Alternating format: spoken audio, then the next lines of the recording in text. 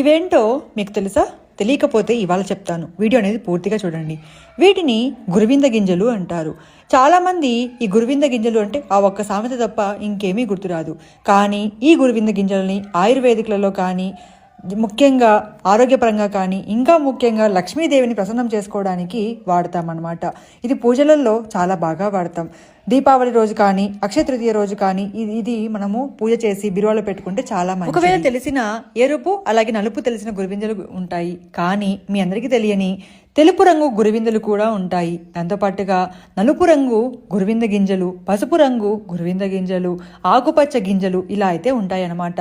అయితే ఎవరైతే పూజ గదిలో ఇలా ఎరుపు నలుపు కలిసినవి అలాగే ఇలా తెలుపు కలిసినవి గురువింద గింజలు ఎవరైతే ఇంట్లో పెట్టుకుంటారో వాళ్ళకి శుక్రగ్రహ దోష నివారణ తొలగిపోయి, ఆర్థికంగా అప్పులు తొలగిపోయి, ఇల్లు అనేది సుఖశాంతులతో, ఆర్థిక ఇబ్బందులతో